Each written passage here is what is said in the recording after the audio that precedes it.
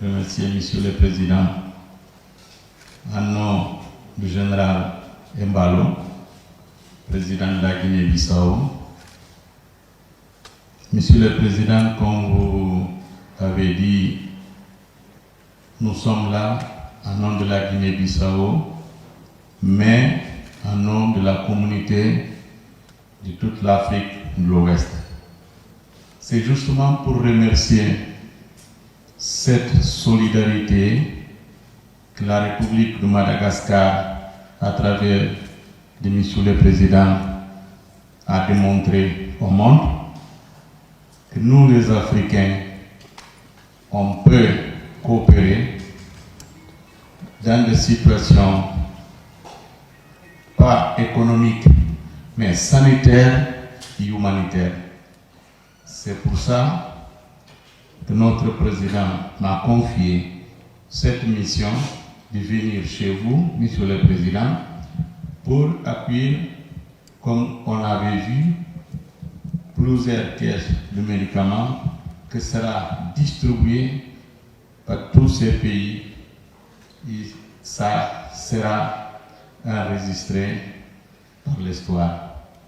Donc, si vous me permettez, je voudrais encore une fois, en nom de la délégation que m'a accompagné Monsieur le directeur de cabinet, Monsieur le Président, son conseiller et assistant, de vous remercier encore une fois, Monsieur le Président, en partant avec l'espoir que ce médicament va guérir nos populations et que ça soit un exemple de coopération sud-sud. Merci beaucoup, Monsieur le Président. Tungassou, à nos amis de la Guinée-Bissau, qui sont venus de loin pour un séjour éclair, mais éclairé en terre malagasy. C'est avec une grande joie que nous vous accueillons aujourd'hui, en ce jour particulier pour Madagascar. Car un rayon de soleil, un rayon de lumière dans la pénombre de cette guerre mondiale fait surface actuellement. Face à cet ennemi invisible et impitoyable. Cette guerre affecte tous les pays sans exception. Dans le monde entier, sans regard d'origine, d'âge ou de confession. Le virus fait des victimes à chaque instant et accable des familles entières. Mais la résilience humaine est forte. Malgré tout, nous tenons bon. Nous faisons face. L'unité nationale de chaque nation, l'audace des leaders et la solidarité des pays sont essentiellement dans ce combat. Ce qui nous réunit aujourd'hui en est la preuve. Madagascar et ses frères africains sont unis dans la riposte contre le coronavirus. Mesdames et messieurs, depuis que les premiers cas en Afrique et à Madagascar ont été confirmés, Madagascar a immédiatement pris toutes les mesures de prévention pour protéger la population malagasy. Tous nos scientifiques et les chercheurs malagasy se sont penchés sur la recherche d'un remède contre le coronavirus. Nous nous sommes focalisés essentiellement, mais surtout, sur l'exploitation des plantes médicinales.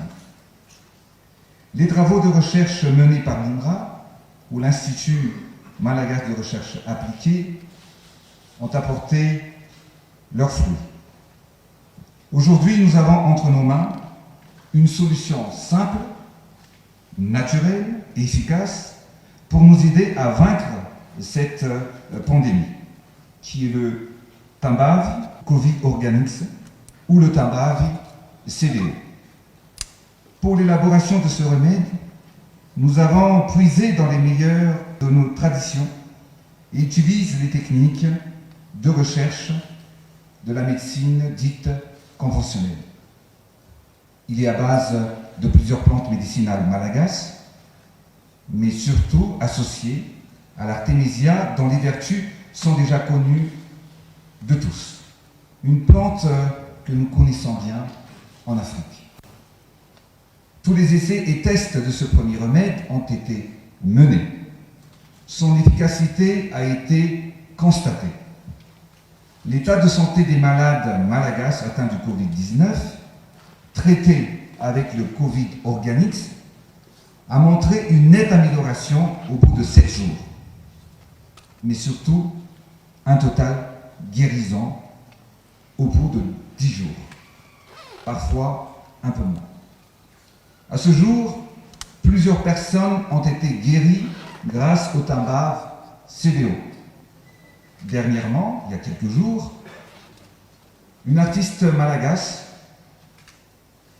et un évêque qui a reçu un traitement exclusivement à base du timbar CDO.